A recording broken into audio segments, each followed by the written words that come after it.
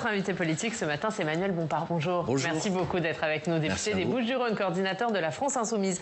On est ensemble pendant 20 minutes pour une interview en partenariat avec la presse régionale. Bonjour Christelle Bertrand, merci d'être là. Bonjour Yann, bonjour Manuel Bompard. Bonjour. Celle du groupe La Dépêche. On va commencer en parlant de ce qui s'est passé hier à l'Assemblée. Les 3 présidents de groupe de la majorité présidentielle demandent des sanctions contre les députés présents samedi à la manifestation interdite en mémoire d'Adama Traoré. Parmi ces députés, il y avait Mathilde Panot, Éric Coquerel, député de votre groupe. Manuel Bompard, est-ce que la majorité n'a pas raison de dire que c'est un problème? Non, je pense que la majorité est dans une grave dérive autoritaire et considère que maintenant, on va même s'en prendre à des députés en raison des actions qu'ils ont prises à l'extérieur de l'hémicycle, ce qui est complètement nouveau, c'est totalement inédit. Et je pense avec que leur écharpe tricolore, hein, et oui, dans une manifestation interdite. Et je pense que non mais d'accord, mais je pense que cette manifestation n'avait aucune raison d'être interdite. Ces marches qui ont lieu depuis 7 ans maintenant se déroulent et se sont toujours déroulées dans le calme. Je rappelle que c'est des marches qui sont organisées suite à la mort de Adama Traoré, qui est mort suite à un contrôle de gendarmerie, et sa famille demande de savoir ce qui s'est passé, demande la vérité, demande la justice. Et je pense que la décision qui a été prise par les préfets d'abord du Val d'Oise et ensuite de Paris d'interdire cette manifestation sont des décisions totalement incompréhensibles. Et je pense que notre devoir, notre responsabilité, c'était d'être présent à cette manifestation pour vérifier comment ça se passait et puis pour soutenir le collectif qui était à l'initiative de cette manifestation, parce que il était légitime qu'ils puissent manifester. Donc vous ne comprenez pas ces sanctions? Non, mais d'abord elles sont. Il y a ces demandes de sanctions. Il y a des demandes de sanctions et je mets en garde, j'alerte.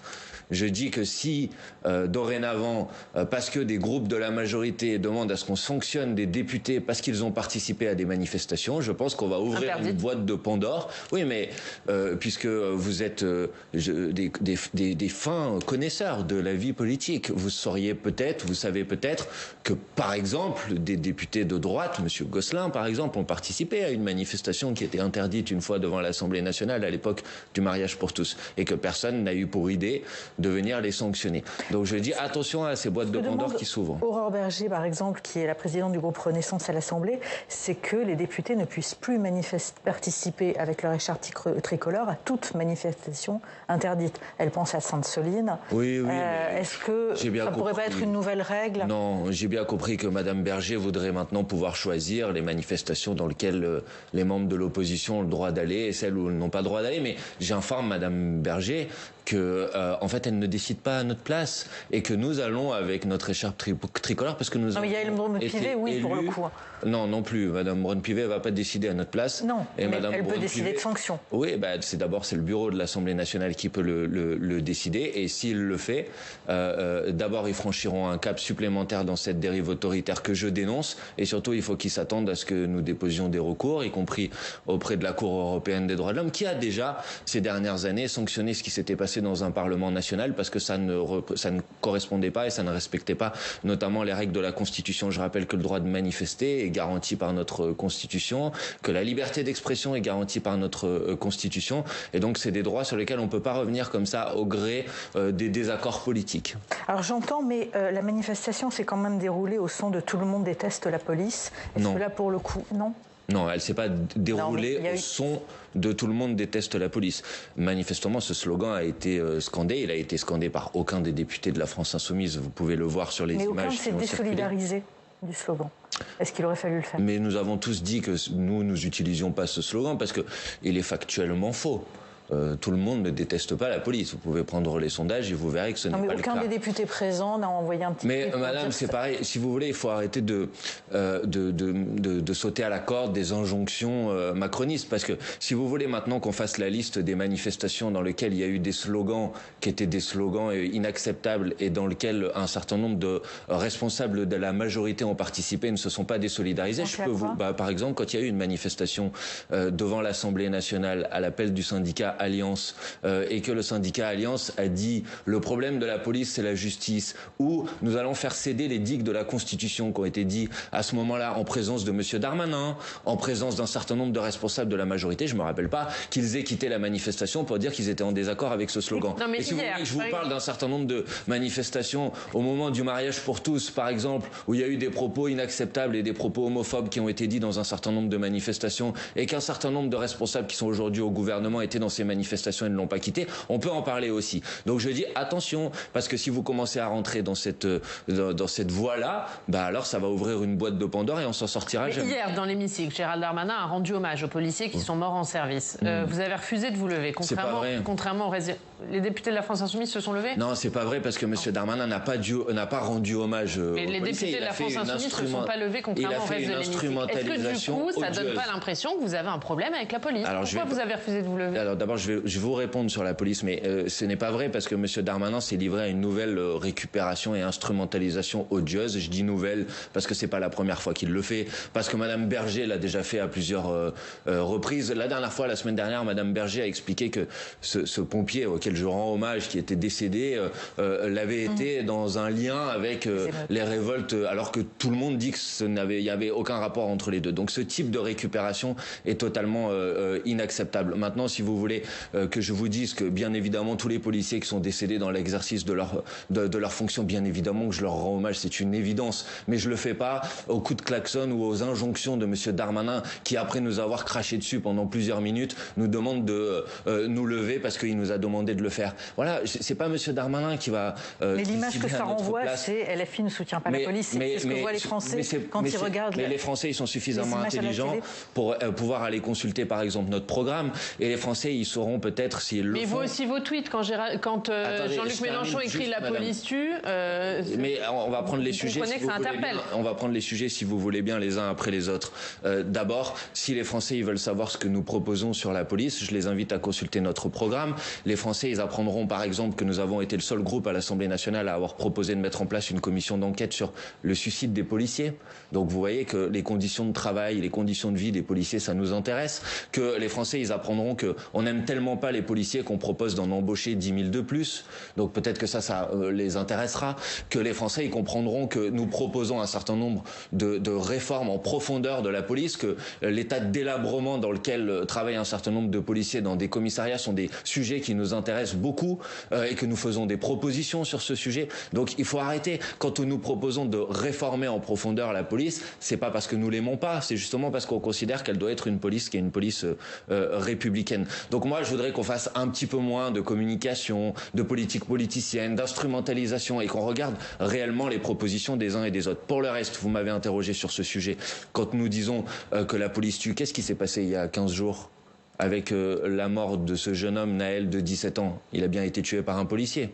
Donc à un moment... un policier, est-ce que c'est la police? Mais madame, quand on interroge des effets de structure, quand on interroge des effets de système, on ne met pas en cause l'ensemble des personnes qui travaillent dans une institution. Si je vous dis l'EHPAD maltraite, je ne suis pas en train de dire que l'ensemble des personnes qui travaillent dans les EHPAD sont responsables d'une maltraitance. Je dis qu'il y a un système dans lequel il n'y a pas suffisamment de moyens, donc il n'y a pas suffisamment d'encadrement, et donc ça peut générer des situations de maltraitance. Donc je dis la même chose sur la police. Je dis qu'il y a un système organisé qui fait qu'il y a une forme d'omerta, que quand il y a une violence policière, comme ça a été le cas il y a une quinzaine de jours, 10 jours, un peu plus de 10 jours avec le décès de ce jeune homme Naël, il y a un mécanisme de protection par l'institution policière. Ça a été le cas, vous le savez, puisque les premières informations... il y a une protection, il a été mis en examen pour homicide volontaire, il est en détention provisoire. Madame, avant qu'il ait été mis en détention provisoire, la première version de sources policières, comme vous dites dans les médias, elle ne disait pas que le policier était devant le véhicule et que donc il était en état de légitime défense. Si, c'est ce qu'elle disait. Et ce qui a permis de contredire cette version, c'est qu'il y a eu une vidéo. Voilà ce qui s'est passé. Donc maintenant, parce que je veux bien qu'à chaque fois on aille poser la question des causes, de ce qui s'est passé après, etc. Maintenant, la question que je pose, c'est est-ce que enfin on va s'attaquer à ce qui a généré l'explosion à laquelle on a assisté ces derniers jours. Quand on est intelligent, quand on est rationnel, on regarde des événements et on regarde la cause de ces événements et on essaye de répondre à la cause de ces événements. La cause de ces événements, c'est un rapport dégradé entre la police et une partie de la population. Et c'est à ça qu'il faut s'attaquer. Donc je mets sur la table des propositions.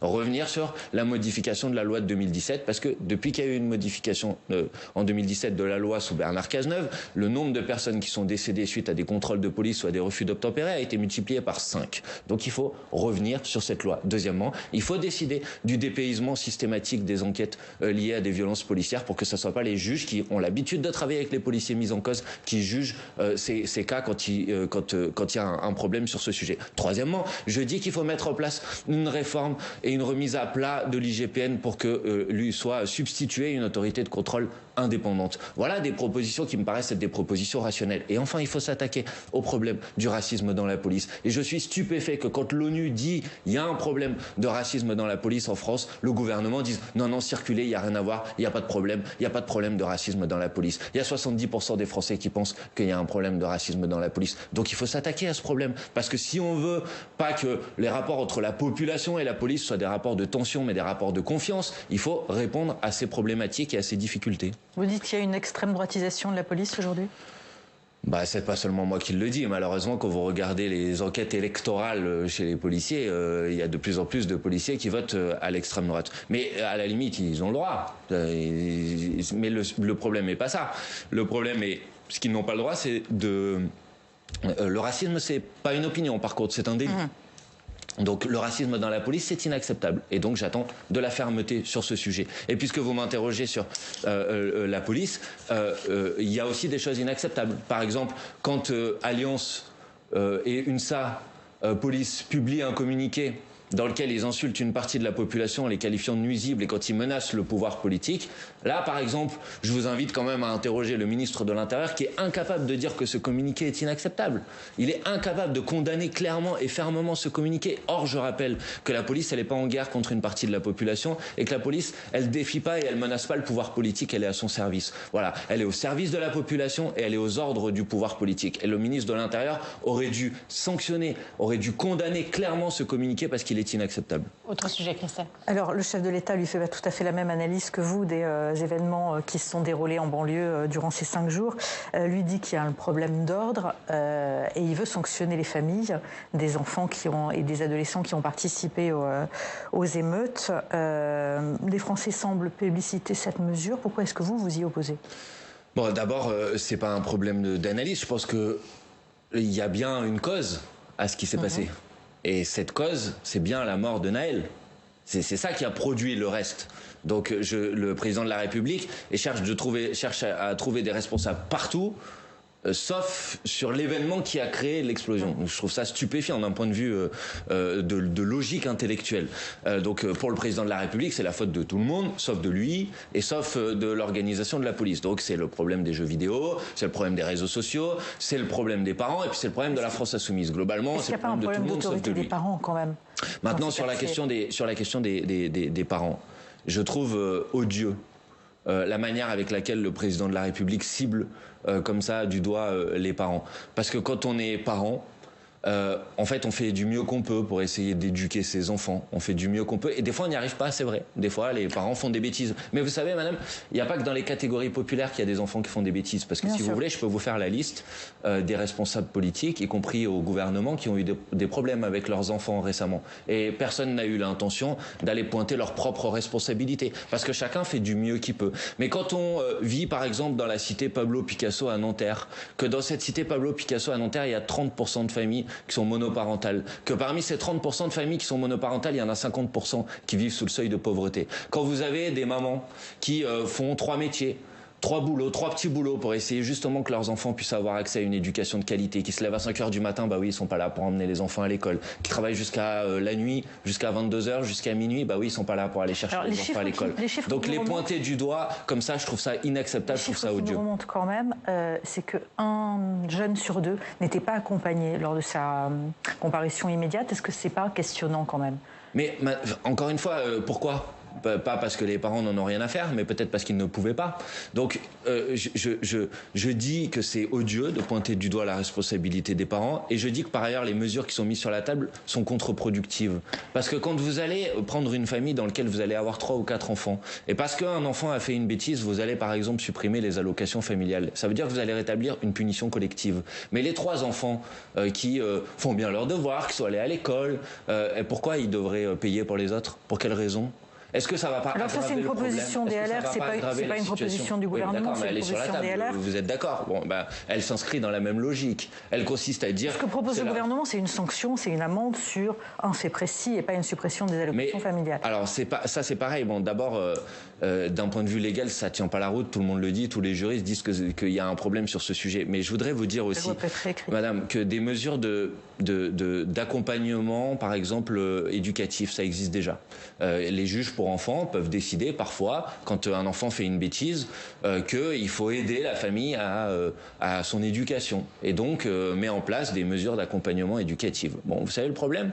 Il y a eu une tribune il y a 2 ans des juges pour enfants de Bobigny qui disent le problème, c'est qu'aujourd'hui, parfois, il faut 18 mois pour trouver un éducateur ou une association qui peut mettre en place cette mesure d'accompagnement éducatif. Donc, je trouve hypocrite et scandaleux ceux qui viennent sur les plateaux de télévision pour faire des grandes leçons sur le sujet, mais qui depuis des années et des années ont sabré les budgets pour les éducateurs, ont sabré les budgets pour les associations, parce que c'est bien beau de venir dire on va faire ça, on va pointer du doigt, etc. Mais quand les mesures qui existent déjà ne peuvent pas être mises en place parce que les mêmes ont réduit les moyens qui permettaient à leur mise en place, je pense que c'est des hypocrites. J'entends ce que vous dites, mais pour vous, il n'y a aucun parent démissionnaire? C'est-à-dire que je comprends la maman solo qui doit travailler, qui en cumule 3 boulots, mais il n'y a pas que ce modèle-là de famille. Mais il peut, comme partout, il peut, oui, y avoir parfois, mais là, manifestement, ça vous dérange moins de faire des effets de système.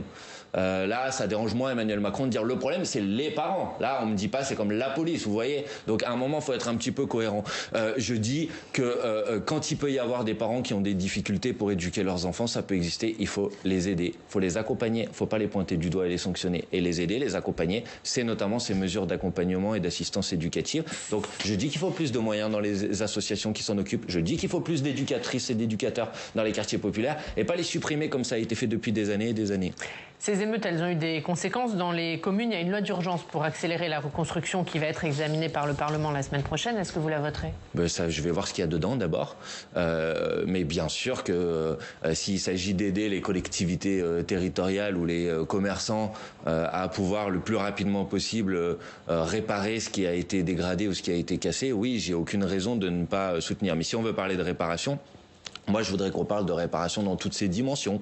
La réparation immédiate, la réparation urgente, mais alors peut-être qu'on pourra parler de la réparation de manière plus générale. Par exemple, de faire en sorte qu'il y ait des services publics dans nos quartiers populaires qui en ont de moins en moins. Ça, c'est une réparation aussi. Peut-être qu'on pourra parler de l'état de délabrement du logement social dans un certain nombre de nos quartiers populaires. Parce que contrairement aux bêtises que j'entends depuis plusieurs jours, maintenant, les quartiers populaires ne sont pas gorgés d'argent public, comme on dit. Au contraire, les quartiers populaires, ils contribuent davantage que les autres quartiers de France à la solidarité nationale. Ils sont davantage contributeurs que ce qu'ils reçoivent. Et donc, je voudrais que ceux qui viennent sur les plateaux de télévision pour dire on a donné déjà beaucoup d'argent aux quartiers populaires, etc., ils disent les chiffres, ils disent pourquoi, ils disent sur la base de quoi ils peuvent dire des inepties pareilles. Donc voilà, si on parle de réparation, parlons de réparation dans toutes ses dimensions. C'est quand même ce que remontent les sondages, c'est que les Français disent on a consacré trop d'argent aux quartiers populaires aujourd'hui et pas assez au reste de la France. Vous entendez ça et comment? Je ne sais pas sur la base de quel sondage vous dites ça. Non, mais c'est un ressenti, c'est des sondages d'opinion encore. Écoutez, moi j'ai vu un sondage la semaine dernière qui disait que 70% à peu près des Français considéraient qu'il fallait un plan d'urgence pour les quartiers populaires. Donc ça veut dire qu'ils ne considéraient pas qu'on avait mis trop d'argent, plutôt l'inverse, ils considéraient qu'il fallait faire plus que ce qu'on avait fait pour l'instant. Quant au ressenti, vous savez, moi j'ai arrêté de faire de la politique sur la base des ressentis, j'essaye de le faire sur la base des faits et j'aimerais que le gouvernement le fasse aussi parce que je suis quand même stupéfait que depuis 10 jours on parle de tout sauf de ce qui a créé l'explosion. Tous les sujets sont ouverts sauf un, c'est celui du rapport entre la police et la population. Et pourquoi on ne peut pas parler de ce sujet? Parce que M. Darmanin a peur parce que c'est la police qui décide à sa place, parce que c'est les syndicats de police qui font la politique du ministère de l'Intérieur aujourd'hui, parce que le seul qui a une fois eu l'audace d'exprimer une critique, c'est monsieur Castaner après la mort de Cédric Chouviat, et il avait dit oui, il y a des problèmes de racisme dans la police et il y a certaines techniques policières qu'il faut interdire. 15 jours après, il n'était plus ministre de l'Intérieur. Voilà la vérité. Monsieur Darmanin a peur, monsieur Darmanin est lâche, il veut pas affronter les syndicats de police et donc il refuse d'ouvrir ce débat, il veut bien qu'on parle de tout sauf de ça. Un mot sur la rencontre entre Elisabeth Borne et les syndicats, Christelle. Aujourd'hui, la bataille des retraites aujourd'hui semble définitivement perdue pour les opposants. Est-ce que vous le ressentez comme ça? Est-ce que vous le reconnaissez? Non, la bataille des retraites, elle sera jamais perdue. La bataille des retraites, elle sera jamais derrière nous et la bataille des retraites, elle continuera toujours. Ça veut dire quoi? Que vous avez encore des moyens de recours? Ça veut dire qu'à chaque fois que nous aurons la possibilité de le faire, nous redéposerons une loi d'abrogation de cette réforme des retraites, nous déposerons des amendements pour revenir sur cette réforme des retraites et qu'en tout état de cause, dans notre programme, aux prochaines échéances électorales, nous porterons l'idée de l'abrogation de cette réforme des retraites et du retour à la retraite à 60 ans. Et que tôt ou tard, je vous le dis, dans ce pays, cette loi sur les retraites, elle sera abrogée parce qu'elle n'est pas légitime, qu'elle n'a aucune légitimité, cette loi. Donc oui, nous l'abrogerons dès que nous pourrons. Mais alors, est-ce que les syndicats ont eu raison aujourd'hui d'accepter l'invitation d'Elisabeth Borne et essayer d'aller de l'avant sur d'autres sujets, notamment l'augmentation des salaires et notamment la future loi travail? Écoutez, d'abord, moi, je suis pas responsable syndical, donc j'ai pas l'intention de décider ou de commenter. Il faut avoir une opinion. Mais j'ai mon opinion, mais les organisations syndicales, elles ont la leur et je la respecte et je n'ai pas l'intention de la critiquer. Pour le reste, il y a cette sujet. Ça veut dire que vous ne seriez pas allé? Je ne sais pas, comme je vous le dis, je ne suis pas responsable syndical, donc j'imagine qu'ils ont discuté entre eux de quelle était la meilleure démarche et la meilleure manière de faire. Maintenant, là où je les comprends, c'est qu'il y a d'autres sujets qui sont sur la table. C'est vrai, la question des salaires est une question centrale. Tout le monde sait que l'inflation est autour de 6% cette année et que les rémunérations, elles ont augmenté entre 3,5 et 4%. Donc en vérité, depuis un an, les Françaises et les Français ont perdu du pouvoir d'achat. Quand dans le même temps, vous avez par contre un certain nombre de grandes puissances économiques et de cette grande puissance financière qui, eux, s'en sont mis plein les poches. Hein, on dit l'inflation, c'est à cause de la guerre en Ukraine, c'est à cause du Covid, etc. Non, l'inflation, c'est à cause de l'augmentation des marges de la grande distribution et de l'industrie agroalimentaire. Et j'observe que le gouvernement, M. Bruno Le Maire, c'est Bruno demande. Hein, je demande, s'il vous plaît, faites un petit effort sur les salaires, faites un petit effort sur les prix. Mais il ne fait rien, La vérité, c'est que c'est les Françaises et les Français qui payent l'impact de l'inflation par des augmentations de salaires qui ne sont pas au niveau de l'inflation, par des explosions de prix, et que Mme Borne, plutôt que de dire qu'elle est venue délivrer des politiques comme, je sais pas, une responsable d'entreprise, elle devrait se rappeler que dans ce pays, il y a des gens qui souffrent, il y a des gens qui ont faim, il y a des gens qui galèrent, et on attend de sa politique qu'elle permette enfin de répondre à ces problèmes. Manuel Bompard, il nous reste peu de temps, on va dire un mot des européennes. Les écologistes ont officialisé leur tête de liste. Est-ce que vous faites une croix sur une liste commune à gauche? Non, mon point de vue reste le même. Mon point de vue, c'est que dans le contexte actuel, les élections européennes devraient être la démonstration que la NUPES est la principale alternative au pouvoir en place. Et que pour faire cette démonstration, je considère que la liste commune de la NUPES est la meilleure des options et la meilleure des solutions. Comment vous faites maintenant que les écologistes ont une tête de liste? Il reste encore du temps avant l'élection européenne. Vous continuez à discuter avec eux? Je le souhaite, oui. Personnellement, j'adjure mes camarades de la NUPES de comprendre, je les adjure de comprendre que la liste commune aux élections européennes est une nécessité, que 75% des sympathisants de gauche y sont favorables et qu'il faut les écouter. Et que c'est pas les militants ou les dirigeants de quelques organisations qui peuvent décider comme ça tout seuls de détruire la NUPES. Que la NUPES a été une force, que ça a été une chance et que moi j'y suis attaché et que je considère que c'est une opportunité pour être une alternative dans ce pays. Et je mets en garde tous celles et tous ceux qui voudraient revenir à la gauche d'après, c'est-à-dire aux gauches irréconciliables, revenir au moment du hollandisme. Je les mets en garde, je leur dis vous faites une erreur parce que la NUPES elle a ouvert un espoir, une alternative et que c'est irresponsable de prendre le risque de la détruire.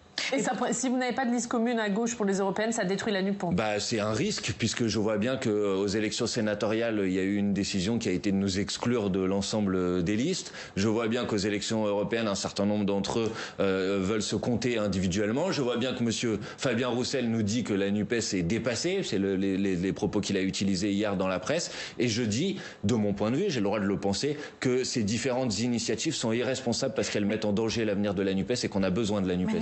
depuis plusieurs semaines, l'intergroupe ne fonctionne plus très bien ou plus du tout, même à l'Assemblée nationale. C'est pas vrai. Moi, j'étais hier mardi matin en réunion de l'intergroupe de la NUPES à l'Assemblée nationale. Ça a repris. Ah non, il y a toujours eu d'intergroupe toutes les semaines depuis notre élection. C'est pas ce que disent vos partenaires. En tous les cas, les déclarations mes partenaires disent ça, je vous promets. Je pense que vous faites confusion avec autre chose. Mais sur l'intergroupe de la NUPES à l'Assemblée nationale, il se réunit chaque semaine depuis notre élection. En tous les cas, les déclarations de Jean-Luc Mélenchon concernant les émeutes ont divisé au sein de la NUPES. Est-ce que vraiment vous souhaitez que la NUPES continue ou est-ce que ça, je veux dire, le problème, si vous voulez, c'est que à chaque fois, on essaye de venir faire porter à Jean-Luc Mélenchon la responsabilité de telle ou telle chose. Ce qui a divisé, parce qu'il y a eu effectivement des sujets de désaccord dans la séquence qui vient de s'ouvrir, c'est pas les déclarations de Jean-Luc Mélenchon, c'est que sur certains sujets, on a un désaccord.